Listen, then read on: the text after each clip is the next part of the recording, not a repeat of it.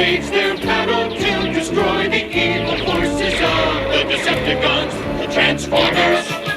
Robots in disguise. The Transformers. More than meets the eye. The Transformers. සාදරයෙන් පිළිගන්නවා ඔක්කොම අදත් මගේ YouTube channel එකට. ගොඩක් අය හිතන් ඉන්නේ Transformers franchise එක නිර්මාණය වුණේ ඇමරිකාවෙන් කියලා.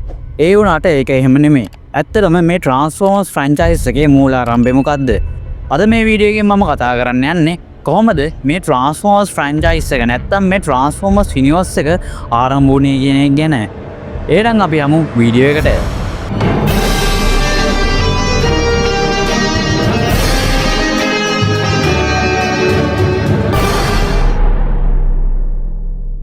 කලින් කිව්වා වගේ ගොඩක් අය හිතන් ඉන්නේ මේ Transformers franchise එක නිර්මාණය වුණේ ඇමරිකාවේ කියලා. ඒ වුණාට ඇත්තටම පළවෙනියටම මේ Transformers franchise එක නිර්මාණය වෙන්න හේතු වුණේ ජපානයේ කියලා කිව්වොත් ඔයාලා පුදුම වෙයි. ජපානයේ තිබ්බ toy company එකක් වෙච්ච ටකාරා කියන toy company එකෙන් පළවෙනියට Microman සහ Diaclone කියලා වාහනවලට transform වෙන්න පුළුවන් රොබෝල දෙන්නෙක්ව නිර්මාණය කරනවා. මේ ටකාරා කියන කම්පැනි එක මම කලින් කිව්වා වගේ toy company එකක්. මෙයාලා කරන්නේ සෙල්ලම් බඩු නිර්මාණය කරන එක. මේ මං කිව්ව Microman සහ Diaclone කියන සෙල්ලම් බඩු දෙකත් මෙයාලා මේ විදිහට නිර්මාණය කරපු අලුත් toys දෙක. 1980 තමයි මේ දෙක නිර්මාණය කරන්නේ. 1983 දී ටෝකියෝ toy fair එකේදී ඇමරිකාවේ toy company එකක් වෙච්ච Hasbro කියන ගොඩක් ප්‍රසිද්ධ සමාගම මේ ටකාරා කම්පැනි තිබ්බ මේ සෙල්ලම් බඩු දෙක දකිනවා. සහ එයාලට තේරෙනවා මේ සෙල්ලම් බඩු දෙක මීට වඩා ගොඩක් ලොකු තැනකට ගේන්න පුළුවන් කියලා. මේක නිසා මෙයාලා කරන්නේ මේ ටකාරා කියන කම්පැනි එකෙන් මේ toys වල අයිඩියා එක සහ මේ දෙක මිලදී ගන්න එක. ඊට පස්සේ ආයෙත් වෙස්ටර්න් මාකට් එකේදී මේක රීලොන්ච් කරනවා. 1984 තමයි මෙයාලා මේ විදිහට වෙස්ටර්න් මාකට් එකේදී මේක ආයෙ රීලොන්ච් කරන්නේ.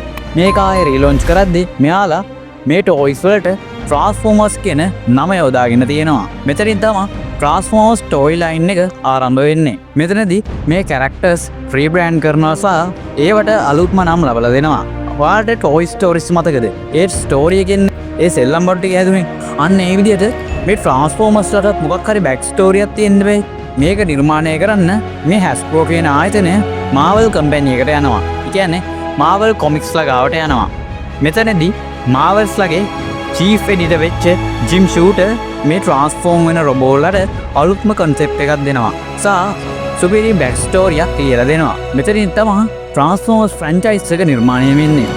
ඔයාලා Transformers franchise එකේ ගොඩක් පරණම කොමික් බුක් හෙව්වොත් එහෙම ඔයාලට ඒවා ගොඩක් දුරට Marvel Comics books කියලා නම් කරලා තියෙනවා බලා ගන්න පුළුවන්. සහ ගොඩක් දුරට Transformers fans ලපවා මේවට Transformers comics නෙමෙයි කියන්නේ. මේවට Marvel comics කියලාම තමයි කියන්නේ. දැන් ඔයාලට තේරෙනවා ඇති ඇයි එයාලා මේ විදිහට මේ Transformers comics වලට Marvel comic කියලා කියන්නේ කියලා. මොකද මේ Marvel comics ලා තමයි මේ Transformers back story එක නිර්මාණය කරන්නේ. කලින් කිව්වා වගේ මේ Marvel ලගේ chief editor වෙච්ච ජිම් ෂූටර් තමයි මේ back story නිර්මාණය කරන්නේ. ඊට පස්සේ බොබ් බූඩන්ස්කි කියන කෙනා ජිම් ෂූටර්ගේ concept එක අරගෙන මේවට අලුතෙන් characters නිර්මාණය කරනවා සහ අලුතෙන් නම් නිර්මාණය කරනවා. ඒ වුණාට ඔයාලා කොයි කවුරුත් දන්න Optimus Prime ගේ නම නිර්මාණය කරන්නේ ඩෙනිස් ඕනෙල් කියලා වෙනම කෙනෙක්.